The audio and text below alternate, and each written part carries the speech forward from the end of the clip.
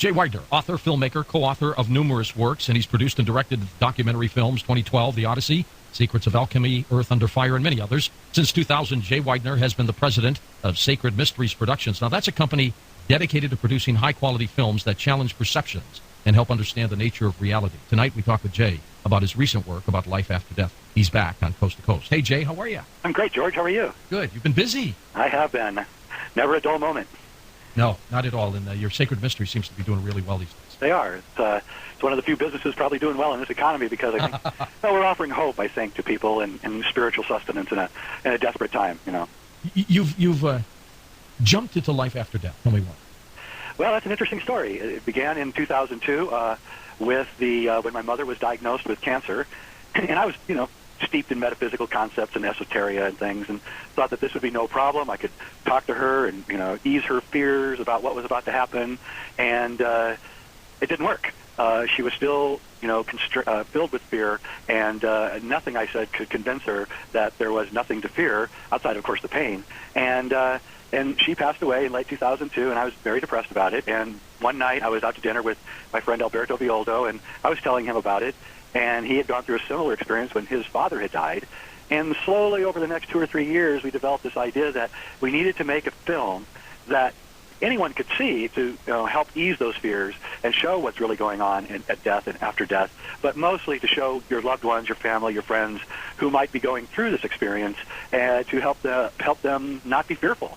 And so that was the real point of the whole thing was, pop the DVD in and show your loved ones a beautiful film filled with optimism and stories about death and life after death, but not just that, the infinite nature of reality. This reality, we're constantly being told by our leaders that everything in this world and universe is finite, and that's actually not true. We live in an infinite universe, infinite possibilities.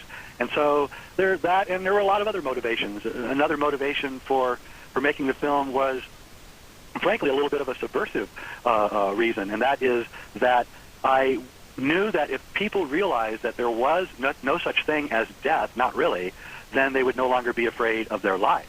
And if they were no longer afraid of their lives, then no one could tell them what to do. And maybe trying to foment a quiet revolution in the way that we view ourselves and the world. And once we realize that there's no such thing as death, then I think we're going to be liberated from the political and social environment that we've been thrust into.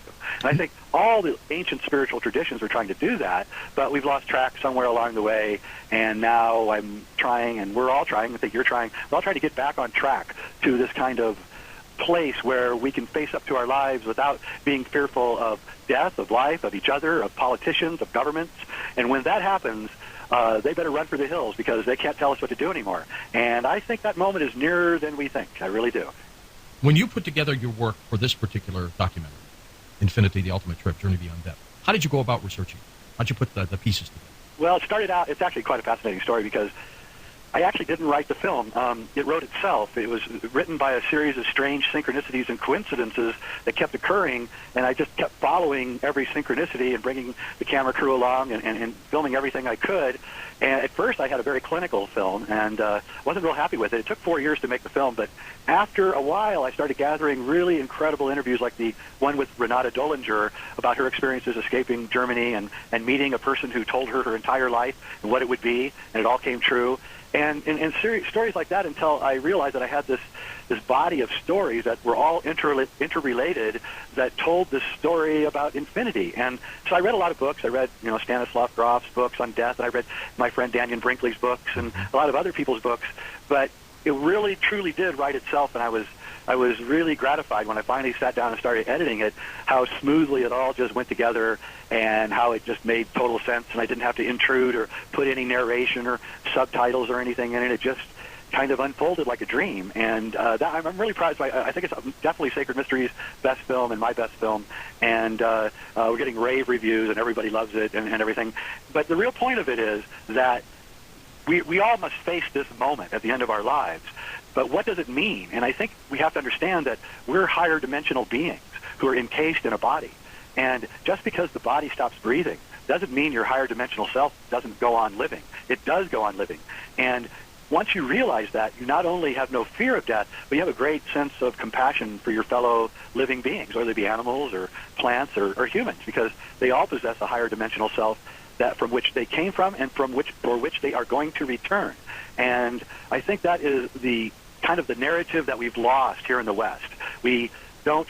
It's a well-known fact that the Catholic Church actually believes in reincarnation, but they don't think it should be taught as a doctrine because it will make people not try very hard in this life, supposedly, and they'll just wait for their next life to start their work. Mm-hmm. Well, I don't know if I buy that. It's a good reason. Either way, I think now at this point in time, with the overflow of information coming in all directions, it's time to let people know that 90% of the rest of the world has another point of view, which is that we have an infinite nature and we're infinite beings, and we're on a giant quest to achieve a certain kind of understanding of this universe. And the Catholics teach that, and the Hindus teach that, and the Buddhists, and the Muslims, and the Jews, and the indigenous peoples teach this. It's a universal construct of ideas that we are beginning to come back to and come to grips with. And when we do, we will be free of the pain that we go through every day, thinking that we have to gather everything now, that we have to get as much as we can now. And when we realize that after we die, we're coming back, we're not going to be so destructive of the environment because we got to come back to this. And so a lot of dynamic changes can come about once we change our idea of the fact that we are not finite, we're infinite beings, and that there really is no such thing as death. And that is really I guess you could say, the subversive reasons for the film. And it must be doing the right thing, because I'm getting hundreds and hundreds of emails every week, and we're getting all these reviews about it. And I haven't really, I finished the film over a year ago, and I'm off on other projects now. The one funny thing about filmmaking is it takes so long to finish a film, and then sure does. Yeah, and then you got to put it out, and so you kind of forget what the film was about. So before I came on, I watched the film a couple days ago, and I went, oh yeah. Well, you've got some great players in this as well. It's almost like a mini who's who of past coast to coast guests. It so is. You've got is. some good really people. Is. Daniel Brinkley and Brian John Weiss, Holland, you got them all. Yeah, Greg Braden, and so many people wanted to be in it. That was the other interesting thing about this film. Usually we have to cajole people to be in our film, but I would just say a couple sentences to say Daniel Brinkley, and he was immediately on board with it. And and they all love it, and they're very proud of their being in the film, and I'm very happy that they decided to participate, because it's one of those things that, if nothing else, it's filled with a lot of good karma. So just by making it, maybe I'll be redeemed for any of the bad things I've done. well, I have a simple formula, Jay, and that is enjoy your life to its fullest. But when the time is up, the time is up. It is, and one of the things I like about the film and the ideas is this whole idea of the past life review, and this idea that you're going to live your entire life again when you die, like watching a video recording, and you want to make sure that your film that you watch at the end of your life is the best film that you can possibly make.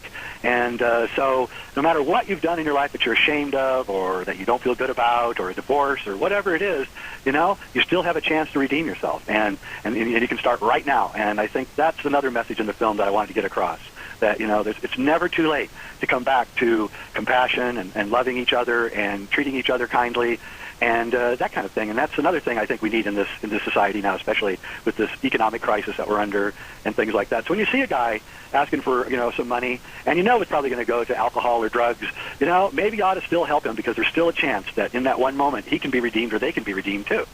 Well, yeah, but why don't you go get him a hamburger?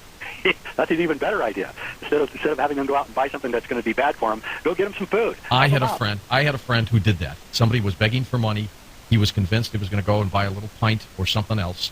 He went and said, "What do you want the money for?" He said, "I just want to get a hamburger." So he went and got it for him, brought it back. And as he was driving away, he looks in his rearview mirror. The guy's tossing the hamburger over the bridge. Yes, well, there's always failure too, but you still have to try, and it's good that he did that. I do that too. I'll see somebody out there in the rain, begging for money or whatever, and I'll go buy them a latte or a cup of tea or something, and I've seen them pour it out. So, but still, you need to do it, and this world we are being judged. We're not being judged severely. We're actually the judge and jury and the defending attorney of ourselves. And when we die, we kind of go into a trial. There's a great movie called Defending Your Life with Albert Brooks and Shirley MacLaine. Right. Oh, it's a great movie. And he goes through his past life reviews, and he finds he's just one failure after another, right? But still, you have to try, and you have to be, whatever it is that you can be in this world, because you just never know when the final time comes. There's a difference between You may not be in a constantly reoccurring reincarnation state. It may only be a few lives. And so you never know when, you have gone too far and you've used up all of your good karma, and now it's time for you to actually end your cycle of existence. And this is a definite possibility, too, which is where I think the Christian religion gets their concepts of heaven and hell and things. So, just because you may be coming back in a reincarnation doesn't mean you can be lazy now and not try. And I think once we get this idea into our heads, I think the society and our culture is immediately going to begin repairing itself. And I think that in the end, it's a better thing that we do if we try to help each other now and not wait. Tell me a little bit more about this life review. What's its real purpose? Its real purpose, the interesting thing about this life review I found was not just that you go through this life backwards in some cases, meeting all the people that you met and seeing the good and the bad that you've done,